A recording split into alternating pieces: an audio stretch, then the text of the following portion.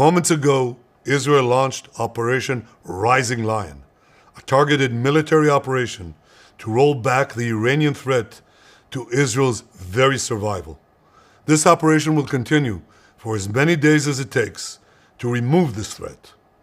For decades, the tyrants of Tehran have brazenly, openly called for Israel's destruction. They've backed up their genocidal rhetoric with a program to develop nuclear weapons. In recent years, Iran has produced enough highly enriched uranium for 9 atom bombs. 9. In recent months, Iran has taken steps that it has never taken before, steps to weaponize this enriched uranium. And if not stopped, Iran could produce a nuclear weapon in a very short time. It could be a year, it could be within a few months, less than a year. This is a clear and present danger to Israel's very survival. 80 years ago, the Jewish people were the victims of a Holocaust perpetrated by the Nazi regime. Today, the Jewish state refuses to be a victim of a nuclear Holocaust perpetrated by the Iranian regime.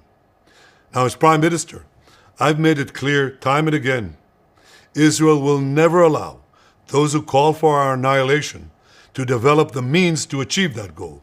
Tonight, Israel backs those words with action. We struck at the heart of Iran's nuclear enrichment program. We struck at the heart of Iran's nuclear weaponization program. We targeted Iran's main enrichment facility in Natanz. We targeted Iran's leading nuclear scientists working on the Iranian bomb. We also struck at the heart of Iran's ballistic missile program. Last year, Iran fired 300 ballistic missiles at Israel. Each of these missiles carries a ton of explosives and threatens the lives of hundreds of people. Soon, those missiles could carry a nuclear payload, threatening the lives not of hundreds, but of millions. Iran is gearing up to produce 10,000 of those ballistic missiles within 3 years. Now just imagine 10,000 tons of TNT landing on a country the size of New Jersey. This is an intolerable threat. It too must be stopped. Iran is now working on what it calls the new plan to destroy Israel. You see, the old plan failed. Iran and its proxies tried to encircle Israel with a ring of fire and to attack us with the horrible attack of October 7th. But the people of Israel, the soldiers of Israel, rose like lions to defend our country.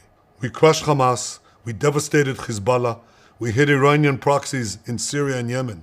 And when Iran directly attacked us twice last year, we struck back inside Iran itself.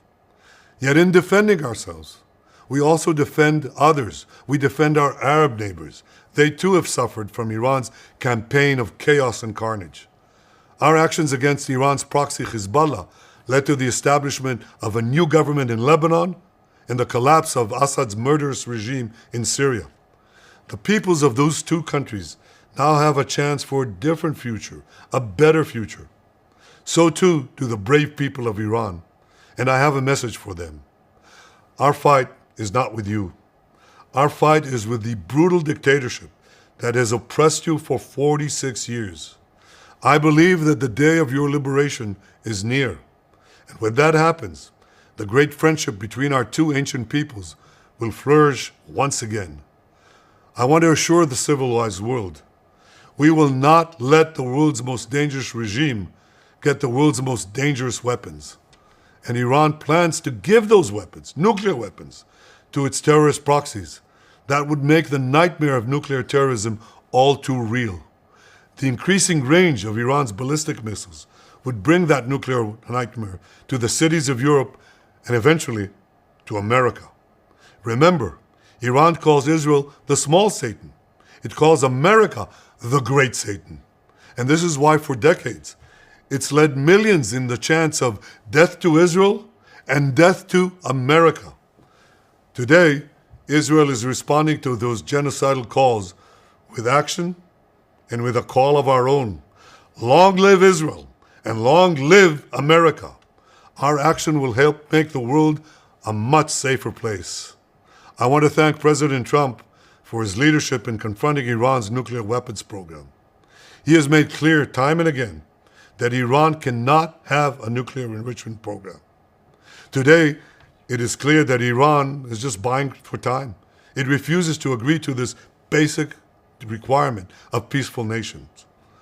That is why we have no choice but to act, and act now. The hardest decision any leader has to make is to thwart a danger before it is fully materialized. Nearly a century ago, facing the Nazis, a generation of leaders failed to act in time. They were paralyzed by the horrors of World War I. They were determined to avoid war at all costs, and they got the worst war ever. They adopted a policy of appeasement. They closed their eyes and ears to all the warning signs. That failure to act resulted in World War II, the deadliest war in history. It claimed the lives of 60 million, including 6 million Jews, a third of my people. After that war, the Jewish people and the Jewish state vowed, never again. Well, never again is now. Today, Israel has shown that we have learned the lessons of history. When enemies vow to destroy you, believe them. When enemies build weapons of mass death, stop them. As the Bible teaches us, when someone comes to kill you, rise and act first. This is exactly what Israel has done today. We have risen like lions to defend ourselves. Over 3,000 years ago, Moses gave the people of Israel a message that has steeled their resolve ever since. Be strong and courageous, he said. Today, our strong and courageous soldiers and people stand together to defend ourselves against those who seek our destruction. And by defending ourselves, we defend many others, and we roll back a murderous tyranny.